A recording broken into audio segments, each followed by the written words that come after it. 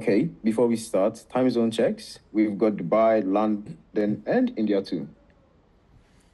That's what it takes working at a global company. Dubai here. I'm currently trying to survive without touching my car steering wheel. And in London, it's grey, moody, and deeply offended by the idea of sun. And here I'm in India, halfway through my dinner, struggling with jet lag and project deadlines at the same time. Wow, this might be the most globally coordinated call I've had this week. And I'm including the one with three ministers. Well, I'm just glad we all made it, and honestly, I appreciate the energy already. It's a nice change from the deck defense tone we've been in all week. Oh, don't worry. This call is PowerPoint free and judgment light. We just brought ideas and iced coffee. Cheers to that. And 42 WhatsApp messages about scheduling this call. We are finally here. That's nice. Let's kick off then. We've read through the proposal, and what we'd like to know now is to hear how you thought through some of these ideas. Don't repeat slides, please. Walk us through the logic, the people you spoke to, and what's actually shaped your thinking. Exactly. And feel free to keep this very conversational. We care as much about the why as to the what in what you're talking about. Absolutely. I completely understand. I'll start with the fast tracking pricing task force because it came up in almost every local stakeholder chat I had here in Dubai. The key tension isn't just pricing accuracy, it's the time it takes. Companies are saying they're ready to bring generics or essential medicines in, but 6-month approvals are stalling launch. So we designed a task force embedded within Mohab, small, focused, and laser aligned to review low-risk, high-impact drugs in under 30 days. And you're confident this won't just another queue? That's where the internal comparative pricing dashboard comes in. Again, based on what your team said. It's simple. What are our neighbors paying? What's the ceiling globally? With that context, your reviewers aren't working blind, they're working smart. Honestly, that would have saved us at least 3 meetings last quarter. True. Okay, let's jump into the innovation park. Berk, you're based in London. How did your global view shape this idea?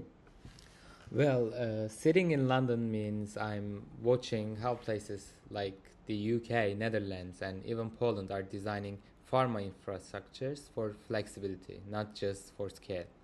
So instead of building mega campus with big ticket players, we are proposing modular shared use facilities, clean rooms, small batch production units, and packaging bays, rentable by SMEs. You don't need $10 million and 2 years to go live. You book a space, show compliance, and start in weeks.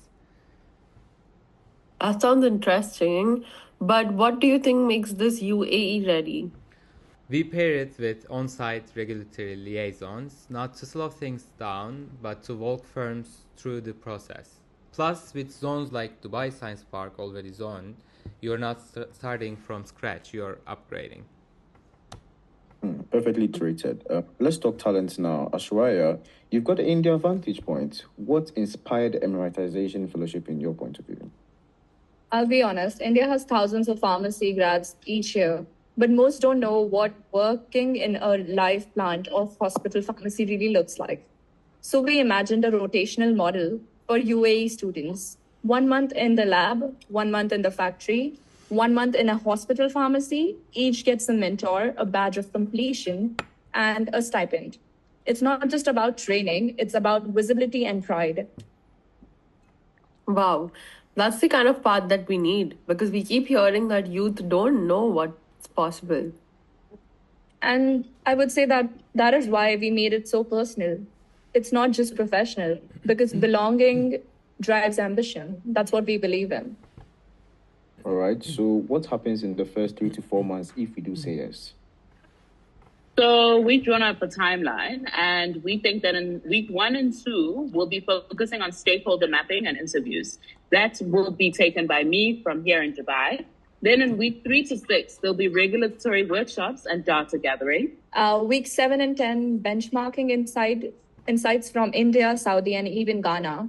Week 11 and 14 would be pilot stimulations, including the pricing task force and a digital health sandbox.